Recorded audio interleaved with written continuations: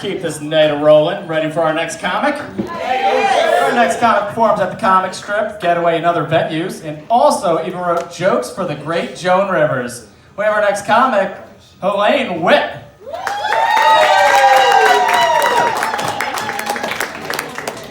Thank you for coming out tonight. So you might be looking at me wondering, is that the love child of Barry Manilow and Keith Richards? I used to say Barbra Streisand, but Barbra Streisand's not in such good favor right now, so I had to change my opening line. So I said Keith Richards. I just tried it. So anyway, thanks for being here. I'm not Barry Manilow's love child because I'm almost his age. That would be impossible. I am retired from teaching in South Jamaica, Queens, New York. I taught in New York City, and I can't be that old. I can't be his love child is my point. Anyway, I taught in a really tough school in New York. Like, you walk in and you see the school colors, black and blue, and dried blood red. Really tough school. When we were young, we used to carve our sweetheart's name on the desk. These kids carved their sweetheart's name in their sweetheart. And the second grade girls next door to my second grade had a gang. And the initiation was to take the milk containers off of my girls' lunch trays. That's a true story. But I named them the half pints. And the leader of the gang was the Dairy Queen. Later on in Facebook, like 40 years later, she's talking about Mr. Softy having a little problem. Like, I don't have to know about your personal life. I knew you when you were 7. And, you know, Mayor, I won't say his name, the mayor at the time, used to say no matter what happens in the classroom, just make it into a lesson. Like everything's a teachable moment, he'd say. So I was breaking up a fight. I wasn't beating up, I was breaking up a fight. Look how short I am, I'm breaking up a fight. And this kid goes, "He choked me, terrible!" And he was getting strangled to death. So I break up the fight, and then I'm remembering what the mayor said. I said, "You used your adverb incorrectly. He choked you terribly." Everything's a teachable moment. And we never got money for supplies in my school, the teachers. So when I was teaching measurement, I went home, I brought in my bathroom scale, my Weight Watchers scale, and my cocaine scale. I'm only kidding, they wouldn't have me in such a nice place like this if that were true. I never went to Weight Watchers. But they have a nice little tray on top for a nice banana split, I have to say that. But unreal, like people say, why didn't you teach in a rich neighborhood? Well, I wouldn't want to teach the Kardashians, that's for sure, because like their alphabet would only go up to K. You know, Chloe, I guess you're not big fans. I'll go back to the Barbra Streisand joke. No. You know, he said that I used to write jokes for Joan Rivers, and I'm proud of that. And then when I signed a 6-page contract that said, "You'll never say these jokes again, they're hers." But then when she passed away, as sad as I was, I said, "Wow, now I can tell those jokes." And then I realized she's dead, but her lawyer isn't. And I'm glad I'm not teaching anymore because they have this new thing called the participation trophies. And what it means is all the kid has to do is show up and they get an award. So I'm thinking that would have been handy on my honeymoon. I was married twice. It would have been good on both honeymoons because they both participated, but very little was accomplished.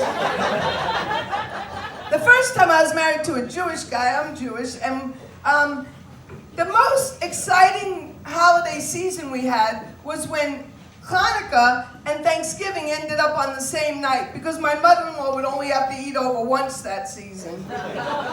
And when I was married to the Chinese guy, we had 3 New Years. Oh, that was delayed. Time release joke.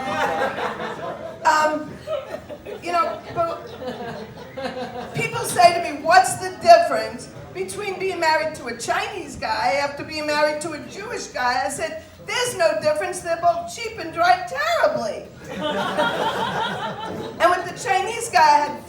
Year's. We had 3 New Years. That was exciting. First you have an American New Year, fireworks, Chinese New Year, fireworks, but then comes the Jewish New Year and there are no fireworks. But if you ate my Aunt Esther's gefilte fish with a lot of horseradish, then you'd have fireworks. I wanted to talk to you about where I live. Where I live is in Queens. I live in Queens, and there's a Bally's gym I was a member of, and I think there's a woman who lives in the gym. And I'll tell you why I think she lives in the gym. Because she walks around the room where the lockers are, and I saw her come out of a locker one morning, and I think she either sleeps like this in the locker, or she squishes herself up and sleeps on half a locker like this. But she takes the dryer, she washes her hair in the sink, she takes the dryer, ladies, you know, men have it too, she turns the dryer and she dries her hair with the dryer. She uses that, see, when you live in Flushing, I'll tell you how crowded it is. My refrigerator was being repaired and they took it out, and when it was put back, I said, you know, I live by myself, I use the microwave, I could rent that space where the stove was to a family of 5. So I'm thinking she lives there because her apartment might be too crowded. And I forgot the point to that, but anyway, I'm getting older. I'm probably older than anybody here. And I try to have a sense of humor about getting older. So like the varicose veins, ladies, you'll learn about that. You have time. But anyway, go with it. The varicose veins I have, I changed the name of mine. I call them the Google Roadmap to Adventure. And this road takes you to the Sterling Forest. And this road takes you to Death Valley. If they had these bags in the Rockaways during Hurricane Sandy, the F train never would have stopped running. The cuckoo on my biological clock is wearing Depends. And I'm losing my hair. I'm being very intimate with you, ma'am. I don't even know you. I'm losing my hair, but I know where it's going. It's going to my knuckles. I passed the information age. I'm headed for the inflammation age. Yeah. Try to have a sense of humor. Thank you for laughing at what is the matter with being called Keith Richard at this age. But, you know, I try to, like I said, I have a sense of humor about it. And I forgot to tell you about the valedictorian when I was teaching in that tough school. She was missing for the graduation. And then when I went home, there she was on America's Most Wanted.